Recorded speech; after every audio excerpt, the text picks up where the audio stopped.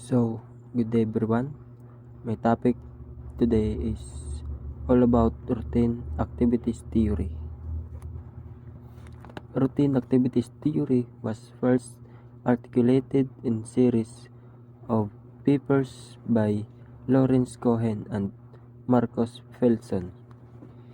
They conclude that the volume and distribution of predatory crime, violence crimes against a person, and crime in which an offender attempts to steal an object directly are closely related to the interaction of three variables.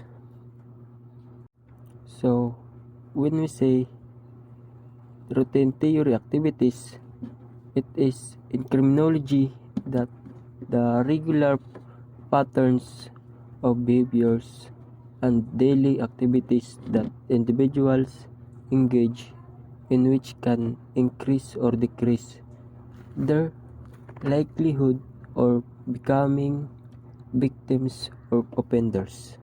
So, there are three variables of routine. Number 1, suitable targets. The ability of suitable targets, such as homes containing easily sellable goods. So, when we say suitable target to an individual or group that possesses characteristic or circumstances that make them vulnerable to becoming a victim of a crime or event. This is a concept in criminology that describe individual or group that have a high likelihood of becoming victim of a crime. Number 2, capable guardian. The absence of capable guardians, such as police, homeowners, neighbors, friends, and relatives. When you say capable guardians, refers to individual or groups who have the ability to provide protection and care to those in need. This is a concept in criminology that describes individual groups who have the capacity to provide security and protection to communities. Number 3, motivated offenders. The presence of motivated offenders, such as a large number of unemployed teenagers. So when we say motivated offenders, refers to individuals who have the tension and motivation to commit crimes or engage in deviant behavior. This is a concept in criminology that describes individuals who have the capacity to commit crimes due to their motivation, interest, and cognition abilities. Hotspot. Motivated people such as teenager males, drug users, as unemployed adults are the ones most likely to commit crime if they congregate in a particular neighborhood. It becomes hot spot for crime and violence.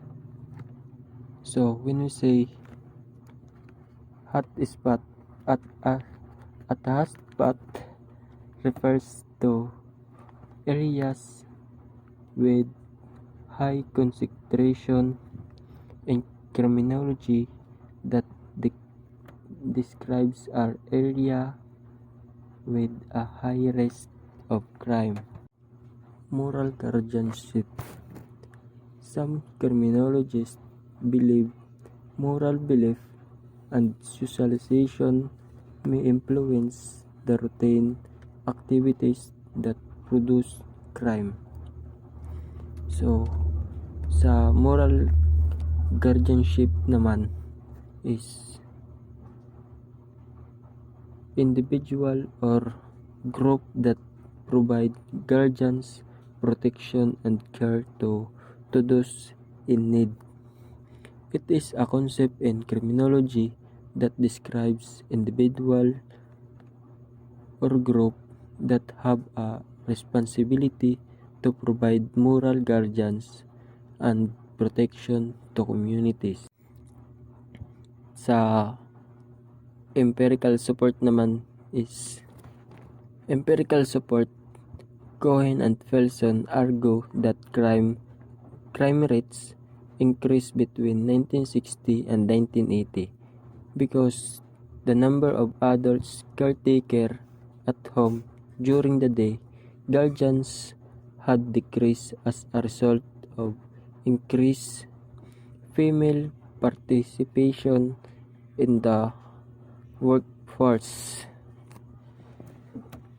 So, when we say empirical support, it refers to the evidence or data that support a theory or concept.